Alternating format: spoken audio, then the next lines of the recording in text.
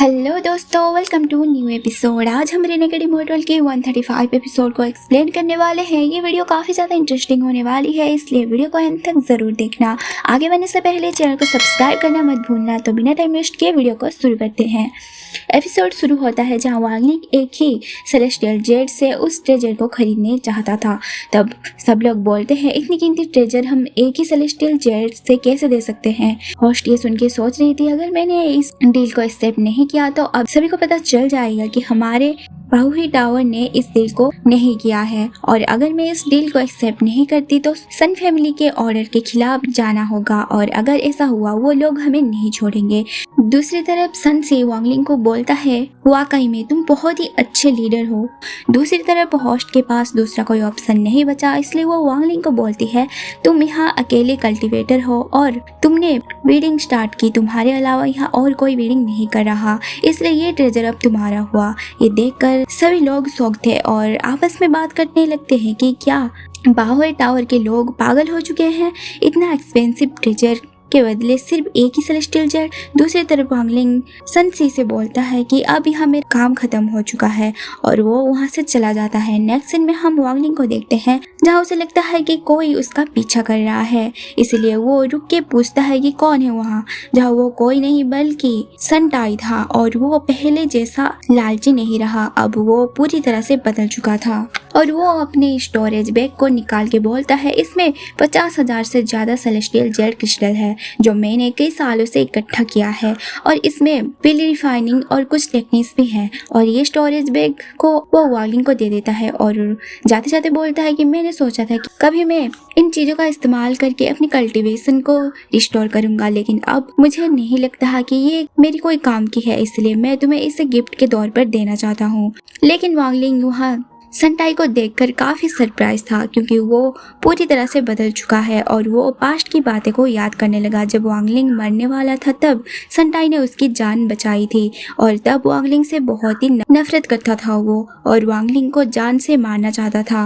वांगलिंग बोलता है, मैंने लाइफ और डेथ देखी, मैंने ताकतवर होना और कमज़ोर होना भी महसूस किया। हर एक चीज़ की कोई ना कोई इफेक्ट होता है। कैसे मास्टर जाओ वी के वजह से सनटाई 100 सालों के लिए उसकी सर्वेंट बन चुका है, और उसी की वजह से एल्सेस्टर ने सनटाई को यहाँ भेजा और वो अब ऐसे बन चुका है। और वांगलिंग सोचता है कि लाइफ और डेथ के बाद आखिर क्या आता है। लाइफ एंड डेथ हर एक चीज़ के सोर्स है। आज तुम जो भी करोगे कल तुम्हें इस कीमत चुकानी होगी, और यहाँ पे सनटाई को शायद मेरी ही वजह से शांति मिली है। लाइफ और डेथ के जानने के बाद कॉज एंड इफेक्ट के बारे में भी उसे थोड़ी बहुत समझ आ चुकी थी। उसके बाद वो एक खाली जगह पे आता है और वो बोलता है, अब मेरे पास 3 लाख सेलेस्टियल क्रिस्टल हो चुके हैं, शायद वो मेरे लेवल ब्रेक करने के लिए काफ़ी होंगे। और वो अपने सारे सेलेस्टियल क्रिस्टल को ज़मीन पे बिछा के एक फॉर्मेशन क्रिएट करने लगा, और साथ ही साथ अपने 7 सोल फॉर्मेशन को भी एक्टिवेट कर देता है, और वो अपनी कल्टीवेशन करना शुरू कर देता है, और सारे सेलेस्टियल क्रिस्टल का यूज़ करके एनर्जी में कन्वर्ट कर रहा था, और उसकी 7 सोल उसके बॉडी के चारों तरफ घूम के उसके बॉडी के अंदर एनर्जी को ट्रांसफर करने लगे, और ये एनर्जी का यूज़ करके वो जोर से चिल्लाता है, जिसकी वजह से वो पावरफुल एनर्जी आसमान में टकराने लगी, और इसके इफेक्ट के हर कोई महसूस कर रहा था। इतनी पावरफुल एनर्जी रन सुफैन सुनसुई जाओ जुआन समझ चुका था कि वांगलिंग उन्हें वार्निंग दे रहा था कि उसे कोई पंगा ना ले। दूसरी तरफ वांगलिंग उन सारे सेलेस्टियल क्रिस्टल को एनर्जी में एब्जॉर्ब कर चुका था, इसलिए उसकी स्ट्रेंथ भी बहुत ही बढ़ चुकी थी, जिसकी वजह से उसके बॉडी के अंदर कुछ क्रैक आने लगे। और वांगलिंग बोलता है, इतनी सेलेस्टियल एनर्जी काफ़ी होगी जितनी एल्चेस्टर के मिड स्टेज के कल्टीवेटर के पास होती है, और अब उसे लाइफ एंड डेथ डोमिन के पावर को भी बढ़ाना होगा आगे के कल्टीवेशन के लिए। उसके बाद वांगलिंग सोचता है, उन तीनों ने जानबूझ के मुझे इस दलदल में घुसाने की कोशिश की है, तो उन तीनों को इसकी कीमत चुकानी पड़ेगी। हालांकि मैंने अपने पावर का छोटा सा हिस्सा दिखा दिया है, इसलिए उनको पता चल चुका होगा असली सिचुएशन कहाँ है, तो इन लोगों को मेरी बात माननी ही पड़ेगी। यहाँ पे वांगलिंग इन लोगों के साथ देने के बदले उसे बहुत ही कुछ चाहिए था। तभी वहाँ पे रन सुफन आता है और बोलता है, अच्छा तो इसने अपना लेवल ब्रेक कर दिया, इसलिए वो कंफर्म करने के लिए वांगलिंग के ऊपर अटैक करना चाहता था।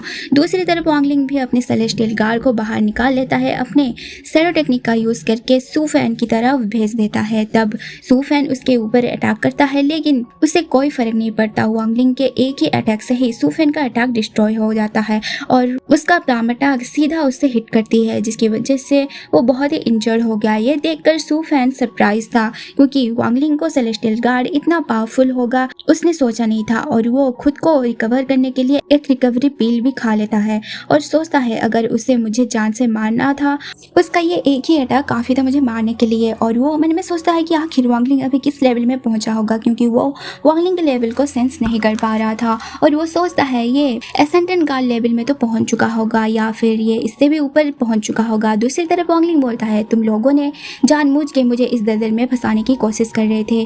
क्या तुम लोग जानते नहीं जूमो है कौन? जो सुन के सू फैन से माफी मांगने लगता है और बोलता है हमारे पास वांग फैमिली से बचने का कोई रास्ता नहीं था और वो बहुत ही ज़्यादा डेंजरस है। हम लोगों ने बस अपनी जान बचाने के लिए ये किया, हम सिर्फ ये चाहते थे कि आप हमारी जान बचा दे। ये सुन के वांगलिंग बोलता है चुप हो जाओ, अगर तुम लोग चाहते हो मैं तुम लोगों की जान बचाऊं तो इसके लिए तुम लोगों ने ज्यादा कुछ नहीं किया, इसका तुम्हें बहुत ही भारी कीमत चुकानी होगी, उसके बाद ही मैं तुम लोगों को प्रोटेक्ट करूंगा। जो सुन के सनफू बोलता है आखिर आपको क्या चाहिए? जिस पे वांगलिंग सीधा बोलता है मुझे तुम्हारे फैमिली का 90% सेलेस्टियल क्रिस्टल चाहिए। इस सुन के सू फैन तो शॉक हो चुका था। तभी वहाँ पे सनसी और जाओ जुआन भी वहाँ पहुँच गए। वहाँ उन दोनों को वांगलिंग बोलता है सन फैमिली मुझे तुम्हारे फैमिली के 70% सेलेस्टियल क्रिस्टल चाहिए और जाओ फैमिली को भी 90% सेलेस्टियल क्रिस्टल देने पड़ेंगे। और ये सुन के जाओ चैन पूरा शौक हो चुका था। तब वांगलिंग बोलता है और 4 साल पहले जो तुमने लेवल 8 डिवीजन पिल जिस कल्टीवेटर से हासिल की थी उसका स्टोरेज बैग और सारे रियल एग और बाकी के सूडो डिवीजन पिल ये सारे के सारे मुझे चाहिए। देखकर उन तीनों एक दूसरे को देखने लगते हैं। तभी वांगलिंग बोलता है और एक शर्त भी है, अगर फ्यूचर में मेरे कल्टीवेशन में अगर सेलेस्टियल क्रिस्टल कम पड़ जाए तो मेरे लिए तुम लोगों को सेलेस्टियल क्रिस्टल ढूंढ कर लानी पड़ेगी, तभी जाके मैं तुम लोगों की फैमिली को प्रोटेक्ट करूंगा। अगर तुम लोगों को ये मंजूर नहीं है तो अपनी सजा भुगतने के लिए तैयार हो जाओ। इन लोगों के पास दूसरा कोई ऑप्शन नहीं बचा था। तभी वहाँ पे सनसी वांगलिंग को बोलता है हमारे सन फैमिली आपको शर्त को एक्सेप्ट करता है और हमारी फैमिली को इस मुसीबत से बाहर निकालो, हम आपको 70% सेलेस्टियल क्रिस्टल देने के लिए रेडी हैं। तभी सू फैन भी प्रोटेक्शन के बदले 90% सेलेस्टियल क्रिस्टल देने के लिए रेडी हो जाता है। दूसरी तरफ जाओ जुआन बिल्कुल खामोश खड़ा था।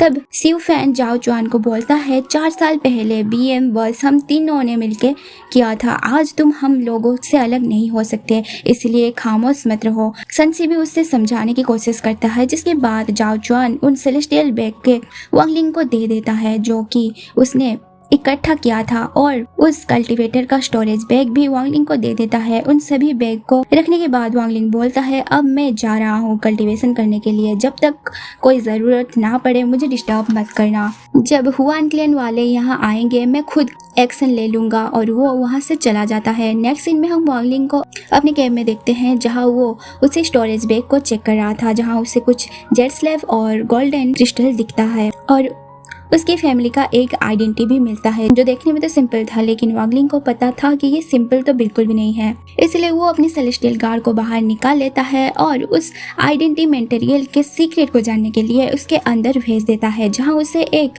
मोर का पंख दिखता है। और तब वांगलिंग बोलता है मुझे पता था ये सिंपल तो नहीं होगा, इसके अंदर एक गहरा राज छुपा है। यहाँ पे एक सीक्रेट टेक्निक है जो कि उस कल्टीवेटर के सोल के साथ जुड़ी हुई है और वो कल्टीवेटर जब मारा होगा उसकी फैमिली को ये खबर मिल चुकी होगी।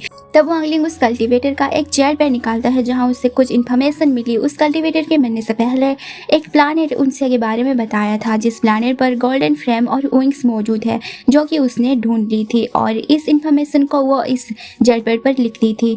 ये देखकर तो वांगलिंग खुश हो गया, क्योंकि उसके हेवनली डिफाइंड बीट को भी गोल्डन एलिमेंट की जरूरत थी। उसने इसके लिए सारे एलिमेंट तो ढूंढ लिया था, लेकिन अभी भी एक एलिमेंट मिसिंग था और इसे कंप्लीट करने के बाद ही वांगलिंग को हेवन डिफाइंड बीट्स अपना मास्टर मानेगा, तभी जाके वांगलिंग इसका यूज कर पाएगा। तब वांगलिंग सनसी को एक मैसेज करता है और बताता है कि हेवन स्टार सिस्टम के बारे में तुम्हें जो कुछ भी पता है वो तुम इस जेड स्लैब के अंदर प्रिंट करके भेजो। जो सुन के सनसी पे प्रिंट करने लगता है। दूसरी तरफ वांगलिंग को उस इंफॉर्मेशन के अंदर प्लानेट उनसिया दिख जाता है जहाँ गोल्डन फ्लेम और विंग्स है।